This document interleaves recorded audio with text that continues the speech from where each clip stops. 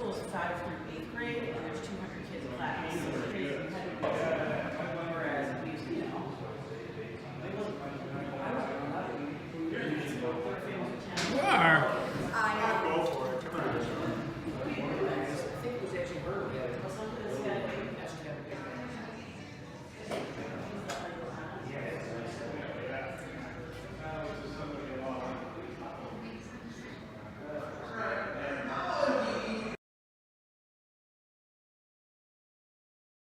And this is all, like I said, this is all the New York State range.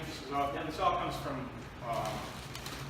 Bloomfield area. Okay. The guy's name is Judd, or Murmuration is the name of his place.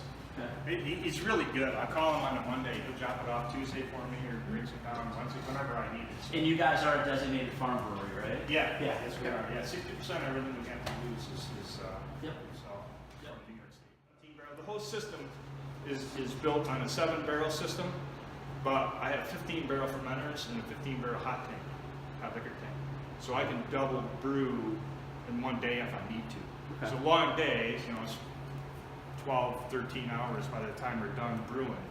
But How often do you find yourself brewing your pit? What's kind of like your general schedule? so we try to brew at least twice a month or once a week. It all depends on how things are going and what kind of schedule we're trying to meet. So for our anniversary party coming up, we brewed quite a bit. Maybe we brewed twice 1 week because we had a Pilsner going, we had Morgan Irish Stout going, we had our Castle Brick Red coming up for St. Paddy's Day, so we're going to get those done. We had the Sweater Weather, which is the session IPA that we just did. We have Which was very good. the series that we got coming out, which we call the Von Mordecai series, which is a IPA based, but it has fruit that we've interjected. Our first one was called Manicot Von Mordecai, which is Manicot and apricot, or mango and apricot put together. And that went over so well that we've done a different one now. It's called Oat Berry, and it's cranberry, raspberry, and blood orange. So, but that one's still sitting in the cooler, kind of fermenting out a little bit more, waiting, and that's going to be for summer, kind of maybe. Well, it's going to be for the opening. For the okay. Yeah, and then Tank One right now has a Pilsner that I think we brewed. I think I told you December 15th or something like that. That we brewed that. So that's getting really close to be done. Probably within the next week or so, we'll pull that out, bring it over, and transfer. Do you do a lot of secondary fermentation, or what's your philosophy? So we don't filter anything, and we brew, mash, boil, you know, run through the heat exchanger, 212 through there into the fermenters. You know, it goes in there at 70 degrees, so it sets in there. We add our yeast, and every other day or every day we'll do a gravity reading, see where we're at. Like with the session IPAs we did, we drew off the bottom, the hop residue and the yeast probably 4 or 5 times. And we got, well, I think there's what's left of what we put off. So there's a 55-gallon bucket in here, garbage can, and that's full of nothing but just spent yeast and hop residue. And I think we pulled, that's what we pulled off of there.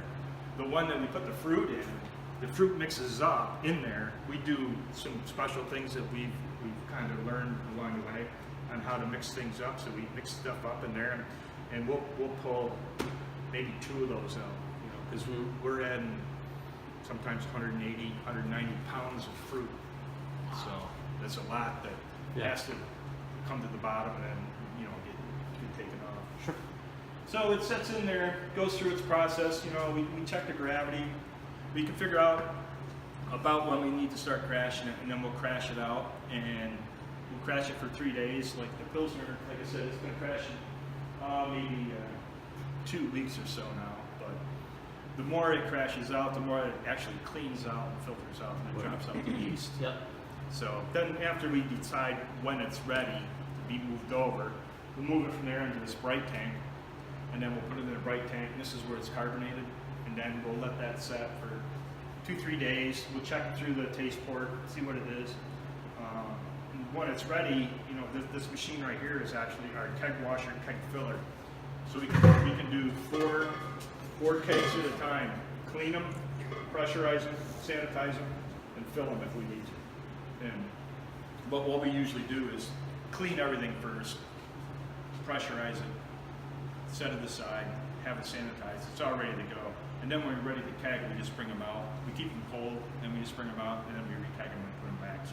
So we can keg 7 barrels through there in an hour, maybe something like that. So it's not too bad. It works really, really well. It's a nice machine. It took so long to understand everything that's in here. Plus, put it together. Nothing was put together. I put everything together when it came in. So it took a good 2 months to figure out where everything went. We started putting stuff together in here in July, I think. And we had to put the boiler in because everything is boiler fed. Okay. So, and then everything is also glycol cooled. So. Can you talk a little bit about like your sort of experience brewing, or you said you were a home brewer for 10 years? Yeah. Like, what's kind of your, you know, what's your bread and butter? What do you I'm a Belgian guy, okay. so I do a lot of, I like a lot of Belgians. I like a lot of big, high alcohol content beers, which when I started doing stuff and brewing and putting on the board, it was, 9%, 7, 8, Yeah. And it was, good beer, but people are only drinking one. Right. Which is that's fine. That's good, but it's just I didn't want to get to the point where we're doing nothing but big beers. So, Sure. yeah. So now we're down. The sweater weather is 4.9. The Castle Brick Red is like 4.7.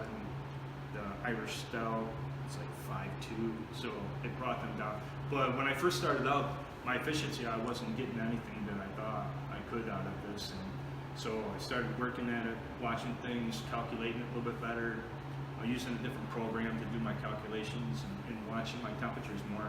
And my efficiency has gone sky high now. So I'll create a recipe and put it on my laptop, and it'll say it's going to be like 4.2, 5.2, something like that. And I end up maybe 6. No, I'm over. Over. Okay. I'm always over. Yeah, so it's hard to. The efficiency is getting better and better, and it's hard for me to calculate. Right. But I've only brewed on this scale for 6 months. So what is that like taking that jump? You said you were doing like. It's doing 5. Well, so you can imagine right over there on that kettle or that black box over there is an upside down conical. Mm-hmm. So that's a 7-gallon conical. Right. That sets it. So that is a fermentation conical. So that is what I used to brew in. This is what I brew in now. So you can see the difference in size. It's just from 7 gallon to 245. How was the learning curve though? I mean, it was crazy. It's crazy, yeah. I had hair. Yeah. So yeah, it's a crazy thing to try to figure it out. But I had some help. I had some really good friends that were in the business, and they helped me out and stuff. So they helped me out with the layout. They designed a lot of the equipment, and so I put it all together. So because I'm the maintenance guy also as far as how things go. Sure. So, but everything's going well. Everything's going real well. So. Just by tasting the few beers that I tried already, you can't tell that you guys are still kind of in your infancy stages. Like it was pretty impressive. You know what I mean? Well, thanks. Yeah. Thanks. I mean, you've made a big Appreciate jump right out that. of the gate. Thanks. Yeah. It's been a really, really long climb. I can tell you. Let me grab my book real quick right here because I can tell you that just in the it's been maybe 9 months now that we've been open. I'm at I've done 34 batches of beer. So 32 of them have been different beers. Mm-hmm. So Oh, wow. 6 months, 32 beers, 7 to 7.5 barrels each batch. So it's a lot of beer that we actually made and gone through, which is really pretty good. So Great. and Janesville's never been happier. yeah. And you know, that's another good thing too with the area. I grew up down here. This place was, you know, I remember coming down here when this place was what it was. If you go on our Facebook page and go all the way to the bottom, there's a short video that I put together.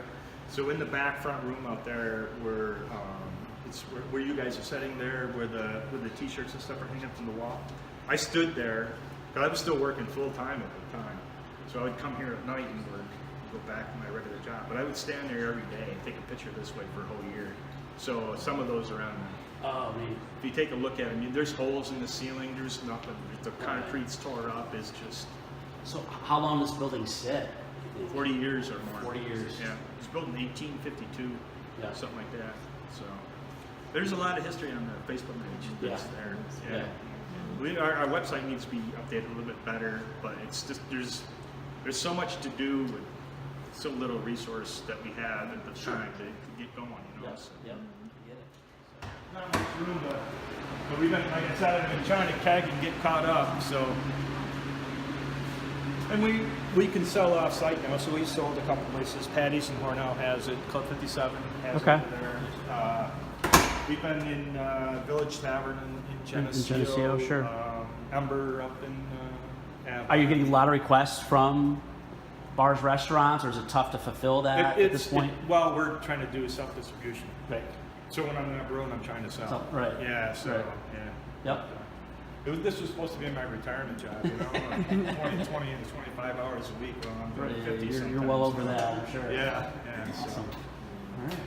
Thanks, Denny. I appreciate it. Yeah, great. Thank great. you. Thank you. All right, sure. Thanks. Okay. Yeah, Stephen, credit card.